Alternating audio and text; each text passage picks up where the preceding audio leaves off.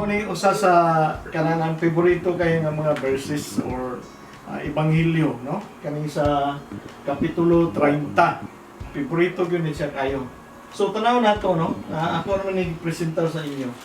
Ganiya. So sa Matthew 11:25-26, no? The prayer of thanks to the Father. Katong istorya dulo, no?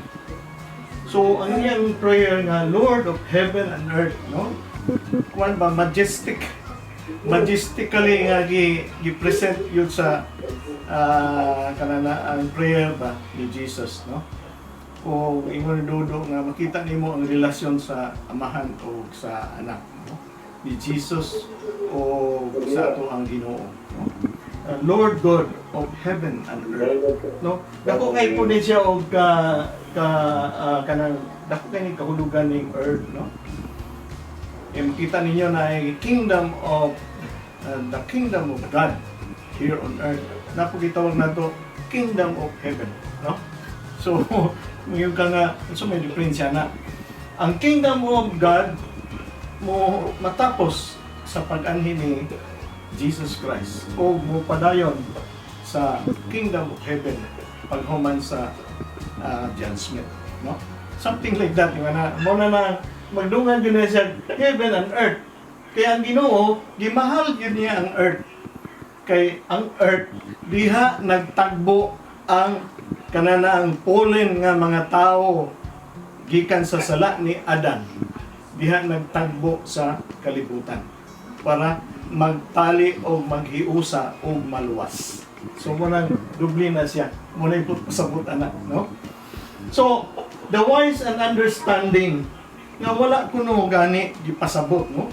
Kung tanaw na to sa scripture, guwapo kay to yan gi istorya sa kananaang sa passage, no?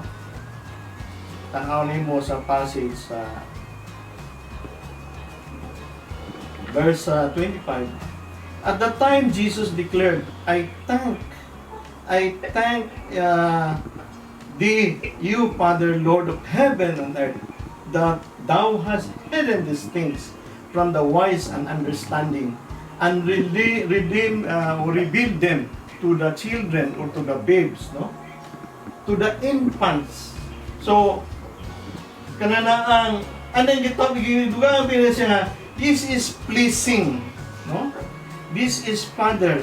This is gracious to your holy will, o pleasing in your sight. So ngano man nga kananaan gitago man niya sa wise and understanding. So kananaan kani manggod siya ang kana mangong balaod sa kuan, balaod manggod sa kanang Hudiyo. Mo kanay nagkapabungkad sa mga tao nga Israelites during that time, no? Unya daghang mga doktor daghang mga doktor during that time nga kanang tungod sa ilang pagka-bright, ang mga balaod ilang pagabuhatan o mga implementing guidelines, ilang pagabuhatan og mga kananabi taong unsaon pag articulate sa mga tao pagsunod sa Ginoo, to the point nga lisod na noon kay sundon. Sila may pwede magsunod, but ang common nga tao dili makasunod tungod sa kalisod, no? But usa lang nga tunong, no? Ang tunong para sila mahimong mabalaanon nga mga tao, para sila maluwas, no? Para sila nga kaymutan sa Ginoo, no? Para sila kaymutan sa Ginoo. So ang balaod mo'y nakabira sa mga tao. Muna na katutaon mga ignorante, katutaon ang mga kananaang gibiyay-biyay o katong walay kahibalo, katong mga pobre, katong walay edukasyon. Sumotoy nahimo nga mga infants. So sila na noon, ang nitabo na noon, si Jesus gi-reject sa wise o nga understanding, kay naaman sila hubad sa balaod nga si Jesus dili na pwede makasulod. Kay na kumpleto na ang ilahang balaod, kumpleto na ilang gi-articulate, ilang gi-translate sa balaod nga si Jesus wala na iluna sa simbahan o simbahan sa Hudiyo. Wala biya magplano ang ato ang Ginoong Hesus nga magtukod og simbahan bago.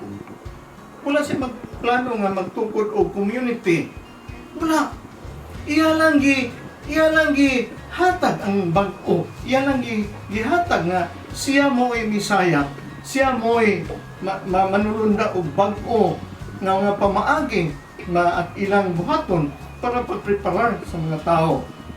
Kay naa na ang Misaya. Iyang gideclare pagan dito nga, the Spirit of the Lord is upon me. I give glad tidings to the poor, set free the oppressed, give liberty to the blind.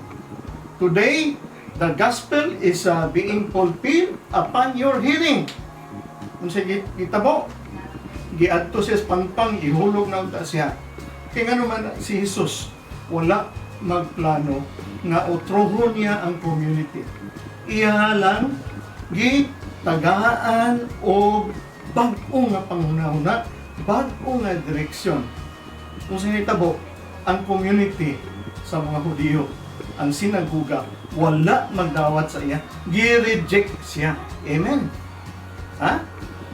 Ang iya kunong ingon pa sa balang kasulatan, ang inyong gi-reject nga usa ka bato na himong cornerstone diha sa usa ka dako nga building. Kana ra bang cornerstone ug tanggalon na nimo, bungkag na ang building kay sa unang panahon walay lansang.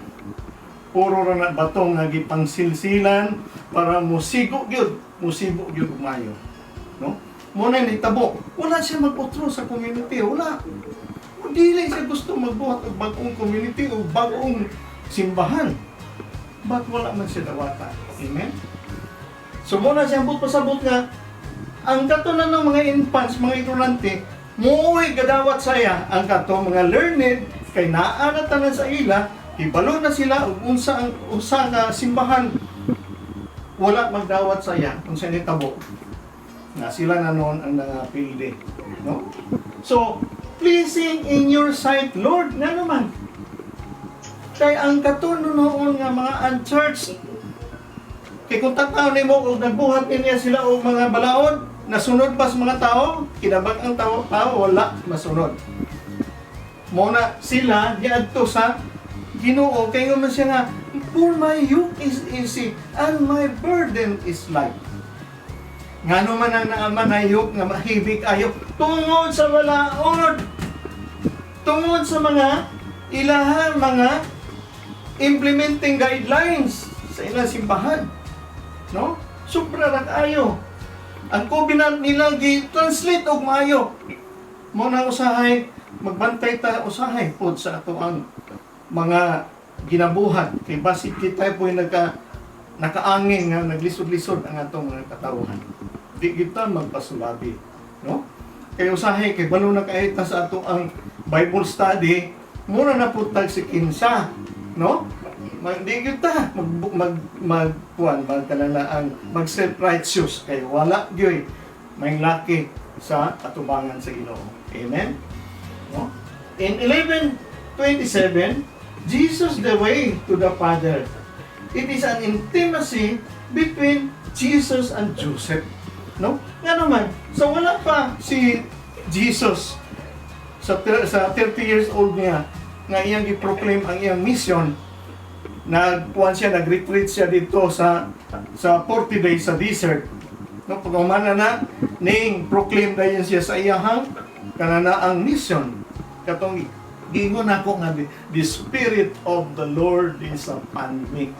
Katong mato mo tay proclamation niya, mo tay sinugdanan sa iyang mission. Before that, no?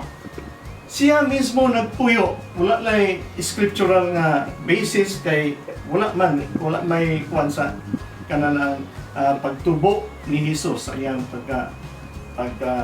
sana kanang gikan sa gamay pa nito siya nadako nga nagmission siya. So di ay si Joseph, kapitero man si Joseph, si Jesus is ihang anak man. Then kung anak kas karpintero, di ba? Tudluan magyugkag unsaon pag primero unsaon pag measure, tape measure, unsaon paggamit sa tools, no? Paghuman pabuhaton ka na og lamisa, lingkuranan. Paghuman na dito ipatabang na kag buhat og balay. Paghuman human og tabang balay, ikaw na dahil pabuhaton sa balay yun mismo. So, meaning, in the process sa ilahang panag-uban ni Joseph, na intimate nga relationship na develop nila duha. So, meaning, si Jesus mismo, kay balo siya ang unsay relasyon diha sa amahan o sa anak, no? All things have been delivered to me by my Father, and no one knows the Son except the Father, no? And no one knows also the Father except the Son, and anyone whom the Son chooses to reveal Him. Like for example, kung anak ko sa panday, pag humana na, naimon na sa mong balay, magpabuhat ko balay, pilay estimate. Kinsa man nga pamaagi sa estimate ako ang sundon. Di pamaagi sa akong kananang amahan. Kinsa man nga pamaagi sa presyo o pag-abi-abi sa kananang bisita, paghatag o kananang discount, kung unsa pa mga benepisyo, privilege sa pagbuhat sa balay. Kinsa man nga pamaagi, di pa pamaagi sa amahan. Kaya naman, close kayo, intimate kayo inyong relasyon sa inyong kananang pagpamuyo o pagpanginabuhi, labi na diha sa imuhang pangita, no? As a carpenter. So muna siya nga, sayon kayo si Jesus makaistorya because siya mismo, maayo siya nga anak. Amen? No? Maayo kayo siya na anak ni Joseph. Para usara ka pieces siya nakalapas nilang Mama Mary o ni Joseph. Nganingon siya, don't you know? I am in my Father's house. Katong nawala siya sa, no? Nawala, the finding of Jesus in the temple, was siya dito sa mga teachers of the law, nag-istorya. Mora gito iyang kalapasan, wala na ilain. Amen? No? So meaning, ang relationship of the Father and Son. The Father and the Son. The Father, God the Father, and the Son expected nga inana gyud sila ka close, no? Tungod sa experience sa Ginoo, obedience siya sa iyang Father, no? Kay balo man siya daan sa relasyon, na train man siya ni Joseph. Amen. No? Kay balo siya unsay relasyon. Kung ikaw wala kay amahan, di ka kay balo ini, no? Kung wala kay amahan nga sinati nimo, no? Para sa ako, sayo kay ang mama ang papa namatay. So medyo nagisod-lisod ko gamay. Pero nakakuan lagi hapon kay diyan naman imo ma-express kung ikaw na ang amahan. No? Amahan ko sa akong anak, no? Diyan na. And then in verse 28 to 30, an invitation to all who suffer and are oppressed, no? Ingon siya nga sa verse 28 to 30, come to me, all who labor and are heavily laden, and I will give you rest. Take my yoke upon you and learn from me, for I am gentle and lowly in heart, and you will find rest for your souls. For my yoke is easy and my burden is light. No? Burden, sa akong kaistorya na, by the law of the Jews. Burden yung kaayo. No? Tungod sa balaod sa Jews. He said, take my yoke and learn from me. Why mong yugo and learn from me. Kaya nga naman, ako man ang yugo, ako man ang kananaang siya nga, take my yoke upon you. No? Wa akong yugo o isulog diya sa imong kagalingon, no? Remember sa ang yoke mo ang balaod, no? Gawa sa balaod, ang yoke pod mao siya ang direksyon o mao pod ang control sa iyang master, no? Nga naman, Kung tanaw nimo sa kananaan sa Jewish nga practice sa agriculture sa ilahang umahan, no? Actually magdaro sila or magkarga mahimo nila o kanang magguyot og load ang kanang karabaw o kabaw o baka. Duha gyud ang kabuok, dili na usara. Duha na sila kabuok nga kanang naayugo. Duha kabuok na sila gatapad, no? Meaning, kinahanglan nga kung naa kay yugo, mao na ang purpose sa yugo, mao na siya ang direksyon nimo. Pag bira diri pikas, dito man ang yugo mo mabira. So muna muliko sila sa kanang tuo. Pag bira diri sa wala, liko po sila sa wala. Kay ang yugo mo nakaingon ana. Kung wala yugo, dili mahibaw sa bangka nga muliko ta sa tuo kay mabagiid man diri sa iyang kilid, no? And then, ang control also of the master. Control. Pag break, break diretso, di ba? No? Ibalo na sila sa mga signal na break o kusog panagan, something like that, no? So meaning, ang yoke, importante yung kaayo, no? Muna i-istorya ni Jesus nga, for my yoke is easy. Dili pareha sa Hudiyo nga ang iyang yoke, mura kang slave yun. Di ba? Kontrolon ka yun. Dili ka kakuha sa imong direksyon kay sila din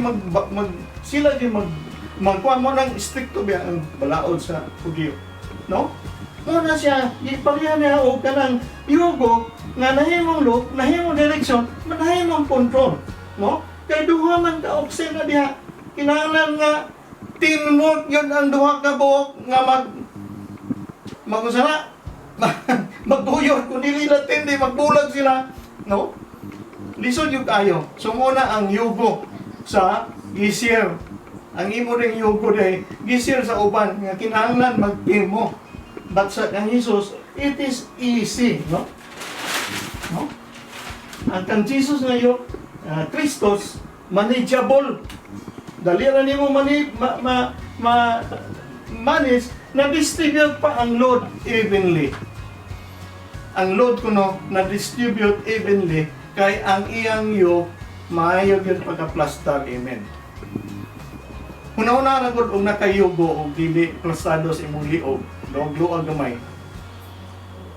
Lisod yung kayo pagguyod, di ba? Di ba, Matt? Lisod yung kayo. Puro og plaster kay sa imong liog, dili sakit, amen. Ha? Dili yung sakit kay even man ang load na distribute man ang load, yeah, salos. And then there's a legend na Jesus assists Joseph, the carpenter, in making these yokes during his time. Sa panahon kuno sa carpenter pa, dili lang balay ang ilang ginabuhat, hasta yugo, no? Ambot lang og motil-til pagtaya sa kaldero to sila sa una, or apil po og sulda sa kananaang mga buslot sa baril o sa padya, no? Di ta kay balo ug kuan basig dala tanan ni sila ni Joseph o si Jesus, no? Partner na sila kay intimate man ang ilang relasyon ni Joseph o ni Jesus, no? Kaya nga man siya nga, ang akong yok, ako gabuhat anak. Ako ang gabuhat, I am gentle, no? Ingon siya sa kuan sa Greek prose, meek and humble, gentle ayo ang akong pamaagi, ingon ni Jesus. Then is lowly, no?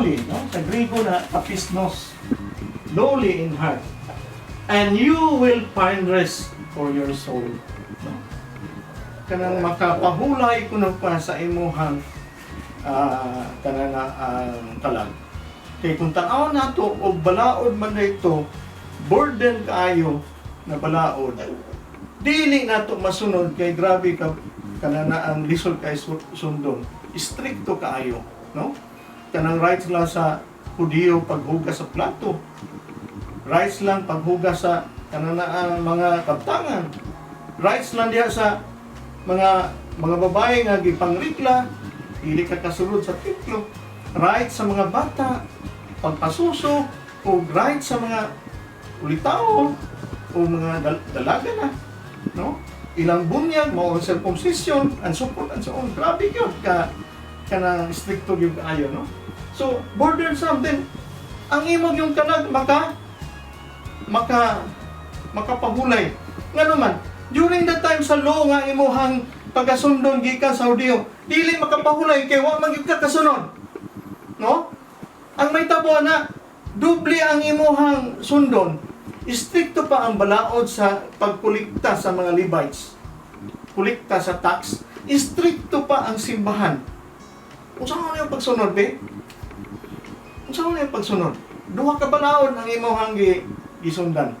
No? Usa balaod sa paghatag sa templo, hatag pagyud og sa imuhang abot nimo, kinitaan nimo. Ay kaduha, balaod pagyud pag-purify. Ang ilang but pasabot ato sa una, balaod pag-purify para ikaw madawat sa Ginoo, pleasing sa Ginoo.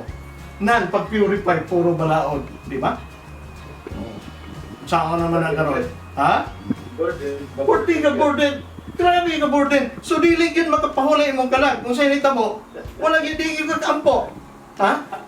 The bottom line is di ka kampo, mas may pag-simplify, magkampo pagaday. Hinahinayan og pares tabanog ba? Magkanam og taas ang tabanog, hinahina nimo tugutan nimo. Oh. Dili kay porti na ka lisod kayo tagaga o mo na imong pagajiyon ha. Usa ka baga kaya nga kuan mo na siya sundana. Magsilbi ka na.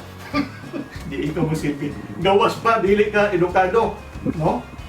Uneducated gud ang mga tao sa una. Nga sa una yung pagsunod na. Dili ka pahulay ang son. Unsa may buhaton sa mga Hudyo? Kano yaw-yaw, kano na reklamo, kano na bagotbot, kano na rebelde, kano na di ila kasabot. Kontra nila ilang Pariseo, kontra sa Judeo, kontra nila ang mga tao sa Israel. Oh. So, unsa mga klase nga kalag makita nimo sa Hudyo?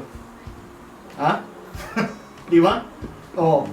Then, ang burden ko no, concern. Pagbayad sa taxes, concern sa pagsabot sa balaod, concern nila sa ilang anak, concern sa ilang trabaho, concern, dagang kayo. Burden na daan. Unsa pa yun? Top pag nga choices. Lisod kayo, pagpili nimo sa imo. Di mo kinabuhi, kay puro dili, puro right. Saan na ako pagpili ini? From time to time, mato ka sa pare, mato ka sa clerics ba? Mato ka dito, magpatambag ka. Nga, isa ba nga magpatambag ka o wala ipatak di ba kamay dito sa sa plato. Patak naman. Kung sa'yo mo ang consultation ka na eh. Okay. Hatag sa diyan sa garako. Di ba? Ngayon, criticism and opposition. Burden nyo kayo. Loneliness. Di ba ka malunli? Nga, huwag mong ilabot sa kananang estado sa society. Outcast man ka. Okay? Pobre man ka. Ignorante man ka. Huwag magkagasunod sa balaod. Di ba? Kisa pa yun, lonely? Kisa ni sila? Mo na yung mga tax collector.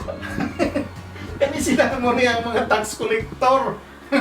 Ito nga tax collector ba na yun? So, muna sila sa kiosk, lonely kayo. Uy, amigo. Oh, kaya mo man sila. No? Magkasasala man sila ng pagtanaw sa ila. No? And then, for my yoke is easy and my burden is light. Kung tanaw nimo ang atong journey yun, ang panahon nato sa ato ang panginabuhi sa kalibutan. Hapsay o kuan yun, kanang hanutoy. Kaya nga naman, for my yoke is easy and my burden is light. Ang akong yoke sayon o ang ako ang karga, ang ako ang pangananang requirements sa ato ang kinabuhi is very, very light. Kadumdum mo nga ang Ginoo gahatag na to freedom. Gahatag na to og pagkawasan. For the truth shall set you free. Muna ang kamatuoran. Then you are free. So muna siya nga, light yung kayong atong burden. Kaya nga naman, naamay kagawasan nga gihatag sa Ginoo sa ato. Pagpaminaw, kagawasan diha sa pagsabot. kagawasan pod nga gihatag sa Ginoo nato nga dili kita angayan pod mahupot diha sa balaod. Kay ang iyang balaod duha ra ka bok. Katong istorya ni Angelo, love your neighbor and love God. Ang balaod sa balaod sa Hudyo, balaod ni Moises o ang 5 ka books nga Pentateuch, mao na iyang balaod pagka ayo. Pagman gi-summarize lang ni Jesus o loving God and loving your neighbor. O iyang gipasabot niya sa Beatitudes, di ba? Blessed are the poor in spirit, for they will be able to see the kingdom of God. No? So muna dili kita magpadato-dato sa Ginoo, di kita ingon magpakahibalog yung nayo. We are children of God. And we should be humble, no? Ang meaning sa humble sa Hudyo o sa Griego, ang meaning niya is duha ka meaning niya. Humble o humble. May mo ganay kag humble sa Griego. Humble meaning gikuan ka na sa Ginoo, gipahumble na kanya, no? Nagpaubos ka na gayud, dili nga magpaubos pa. So ang meaning niya nagpaubos na, humble na. So muna ang iyang meaning. So salamat kayo sa inyong pagpaminaw. So ang Ginoo naghatag nato sa panag-ingnan karon, no? Gisugdan og pag-ampo nga Lord of heaven and earth. Because people are burdened. Ang nakapa-burden nila ang mga tao ra po. Nagtuo ba ka nga wala na mahitabo pero panahon na? Mahitabo biya na. Mahitabo biya na panahon na. Basi kita ra po mga self-righteous, kita ra po nagka-palisod-lisod diha, no? Sa ato ang mga katawhan, sa ato ang miyembro sa pamilya, sa ato miyembro sa ato ang kananaang diha sa ato ang palibot sa community. So ang Ginoo naghatag nato nga sayon man ang akong yugo, sayon kayo ang akong pagpuyo, akong pagsunod sa Kristohanong pamaagi, ang akong pamaagi sayon kayo. Duhara ka, balaod, love God and love your neighbor, o ang akong yugo, ako pag yung nagpanday nga musunod ka, diha, sayon kayo kay nakaplasta din siya, although, lisod yung kayo sundon. Kaya nga naman, nag-istorya man siya, if you want to follow me, you have to deny yourself, take up your cross, and follow me. Kaya nga ang usa kayugo, mao man ang imong cross. Amen. Amen. Salamat kayo o maayong gabi. Sa ngalan sa Amahan, sa Anak, sa Espiritu Santo. Langit ng Amahan, salamat kayo na po sa amuang kinabuhat nga unta, daghan ta makapaminaw nga sa maayong balita. Sa tanan nga imuhang ginahisgutan sa amo o Ginoo, daghan unta po makakat-on. Kaning tanan among gipangayo pinaagi sa pagpangama ni Mama Maria. Hail Mary, full of grace. The Lord is with you. Blessed are thou among women, and blessed is the fruit of thy womb, Jesus. Holy Mary, Mother of God, pray for us sinners, now and at the hour of our death. Oh, glory be to the Father, and to the Son, and to the Holy Spirit. As it was in the beginning, is now, and ever without end. In the name of the Father, Son, Holy Spirit. Amen.